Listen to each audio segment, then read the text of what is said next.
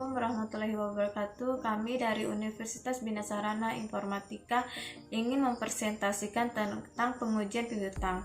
Di sini kami dari kelompok 2 yang beranggotakan 7 orang. Yang pertama, Andra Yunianti dengan NIM 1180233. Kedua, Heni dengan NIM 1180450. Ketiga dengan Lim Swileng dengan NIM 1180516. Keempat dengan Yesi Francisca dengan NIM 1180506. Kelima dengan Winda Lestari dengan NIM 1181262. Keenam dengan Windy Dwi Lestari dengan NIM 1180522. Ketujuh dengan saya sendiri Suhaziza dengan NIM 1180766. Di sini saya akan mempresentasikan tentang pengujian piutang dan saya akan menerangkan apa yang dimaksud dengan piutang dan jenisnya. Piutang merupakan salah satu unsur dari aktiva lancar dalam neraca perusahaan yang timbul akibat adanya penjualan barang dan jasa atau pemberian kredit terhadap debitur yang pembayaran pada umumnya diberikan dalam tempo 30 hari atau sampai dengan 90 hari. Dalam arti luas, piutang merupakan tuntutan terhadap pihak lain yang berupa uang, barang-barang atau jasa-jasa dijual secara kredit. Piutang usaha jangka pendek dapat dibagi atas dua, yaitu pertama, piutang usaha atau utang terhadap langganan. Kedua, piutang yang akan diterima. Adapun hal-hal yang termasuk dalam piutang yang akan diterima adalah: pertama, bunga yang masih harus diterima yang timbul dari aktiva yang dimiliki perusahaan. Kedua, piutang sewa yang masih harus diterima yang timbul dari hasil penyewaan. Ketiga, pendapatan piutang merupakan pendapatan yang akan diterima sebagai hasil investasi dalam perusahaan. Penggolongan piutang dan umur hutang dapat digolongkan ke dalam 4 jenis, yaitu: pertama, piutang lancar.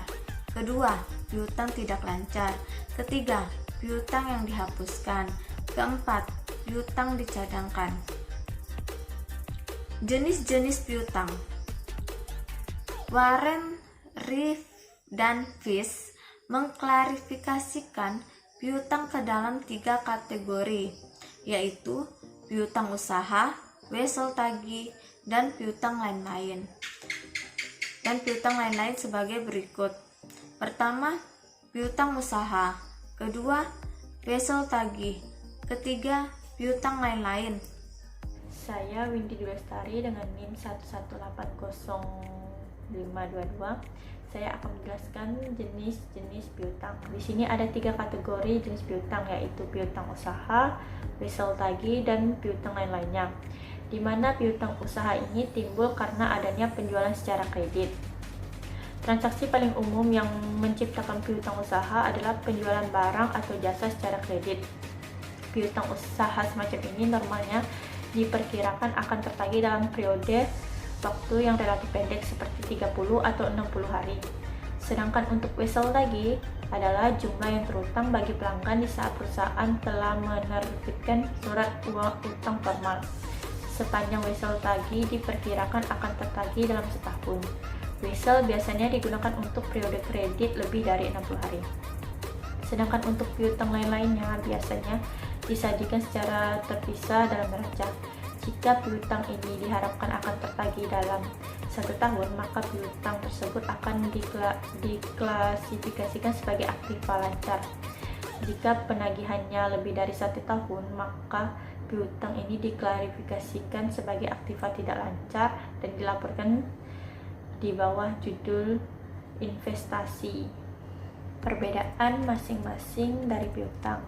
Pertama, piutang usaha ini biasanya berjangka kurang dari 1 tahun atau 30 hari, sedangkan untuk wesel tagih biasa pada umumnya berjangka waktu 60 hari, sedangkan untuk piutang lain-lainnya lebih dari 1 tahun, atau juga bisa disebut dengan piutang jangka panjang.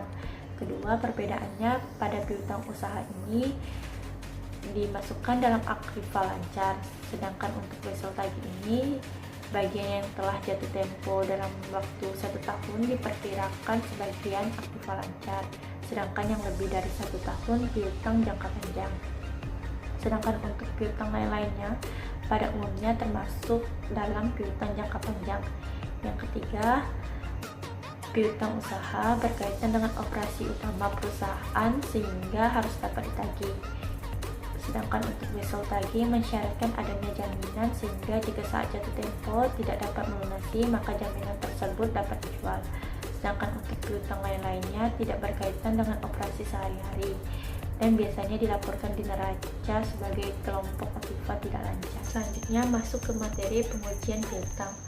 Menurut Sukrisno Agus, pengujian piutang ialah suatu pemeriksaan yang dilakukan secara kritis dan sistematis oleh pihak yang independen terhadap laporan keuangan yang telah disusun oleh manajemen beserta catatan pembukuan dan bukti pendukung dengan tujuan untuk memberikan pendapat mengenai kewajaran laporan keuangan tersebut. Waalaikumsalam warahmatullahi wabarakatuh. Perkenalkan, nama saya Winda Lestari. Saya di sini ingin menjelaskan prinsip akuntansi yang diterima umum dalam penyajian di laporan posisi keuangan, yaitu pertama, piutang usaha harus disajikan dalam neraca sebesar jumlah yang harus ditagih. Yang kedua, jika perusahaan tidak membentuk cadangan piutang usaha, harus mencantumkan pengungkapannya di neraca bahwa saldo piutang usaha tersebut adalah jumlah bersih.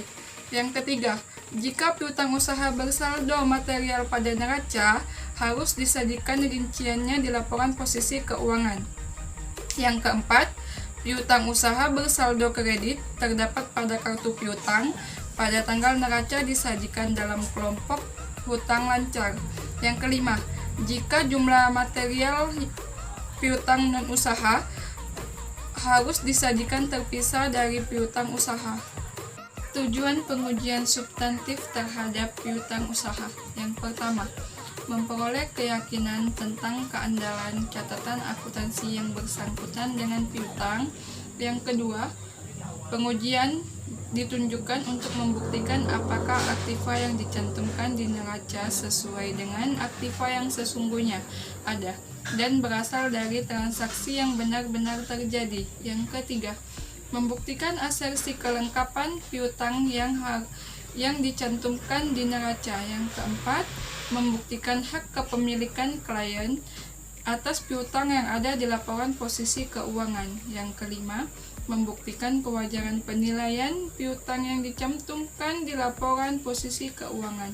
Yang keenam, membuktikan kewajaran penyajian dan pengungkapan piutang di neraca. Kenalkan, nama saya Heni, NIM 11180450. Saya akan melanjutkan materi selanjutnya, yaitu dokumen yang terkait dengan piutang. Beberapa dokumen yang terkait sebagai dasar pencatatan ke dalam piutang. Golongan transaksi, penjualan. Akun-akun yang terdapat yaitu penjualan piutang usaha, di mana fungsi bisnis, pengelolaan permintaan dari konsumen, persetujuan kredit, pengiriman barang, pengiriman faktur, dan pencatatan penjualan. Dokumen dan catatan, pesanan dari konsumen, orderan penjualan, dokumen pengiriman, file transaksi, penjualan, jurnal penjualan, master file piutang, master file piutang usaha. Akun-akun yang terdapat dalam penerimaan kas yaitu kas di bank dan piutang usaha, di mana fungsi bisnisnya yaitu pengelolaan dan pencatatan. Penerimaan kas, dokumen dan catatannya yaitu pengantar pembayaran, daftar penerimaan kas, file transaksi, penerimaan kas, jurnal penerimaan kas. Letter penjualan, akun-akun yang terdapat dalam letter penjualan yaitu letter penjualan piutang usaha, di mana fungsi bisnisnya yaitu pengelolaan dan pencatatan letter penjualan. Dokumen dan catatan yang terdapat yaitu memo kredit, jurnal daftar penjualan. Penghapusan piutang. Akun-akun yang terdapat dalam penghapusan piutang yaitu piutang usaha, cadangan kerugian piutang, di mana fungsi bisnisnya yaitu penghapusan piutang tak tertagih. Dokumen dan catatan yang terdapat yaitu formulir otorisasi dan penghapusan piutang. Catatan yang terkait dengan piutang yaitu jurnal penjualan. Jurnal penjualan adalah jurnal khusus yang digunakan untuk mencatat semua transaksi penjualan barang secara kredit. Jurnal retur penjualan merupakan penerimaan barang oleh pihak penjualan dari pihak pembeli atau barang yang dikirim mengalami kerusakan. Jurnal penerimaan kas yaitu jurnal yang berfungsi untuk mencatat transaksi berpengaruh terhadap penambahan saldo dalam perusahaan. Merupakan catatan akuntansi berupa buku pembantu yang berisikan rincian mutasi piutang perusahaan kepada tiap-tiap pelanggannya. Nama saya Andra Yunianti, NIM saya 11180233. Program pengujian substantif terhadap piutang usaha. Program pengujian substantif terhadap piutang usaha terbagi menjadi 5 tahapan.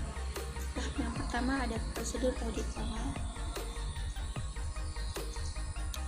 Sebelum membuktikan apakah saldo piutang yang dicantumkan oleh klien dalam neracanya sesuai dengan saldo piutang usaha yang benar-benar ada pada tanggal neraca, auditor menempuh prosedur audit awal dengan cara melakukan rekonsiliasi antara informasi piutang usaha yang dicantumkan di neraca dengan catatan akuntansi yang mendukungnya.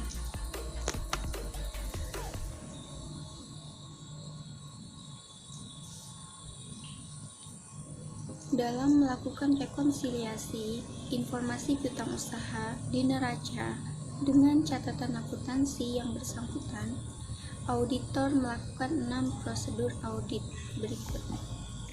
Yang pertama, usut saldo piutang usaha yang tercantum di neraca ke saldo akun piutang usaha yang bersangkutan di dalam buku besar. Yang kedua, hitung kembali saldo akun piutang di dalam buku besar. Auditor menghitung kembali saldo akun piutang dengan cara menambah saldo awal dengan jumlah pendebitan dan menguranginya dengan jumlah pengkreditan. Yang ketiga, lakukan review terhadap mutasi luar biasa dalam jumlah besar dan sumber posting dalam akun piutang usaha dan akun cadangan kerugian piutang usaha. Yang keempat, usut saldo awal akun piutang usaha dan akun cadangan kerugian piutang usaha ke kertas kerja tahun lalu, agar auditor memperoleh keyakinan atas kebenaran saldo awal kedua akun. Yang kelima, usut posting pendebitan dan pengkreditan akun piutang ke dalam jurnal yang bersangkutan.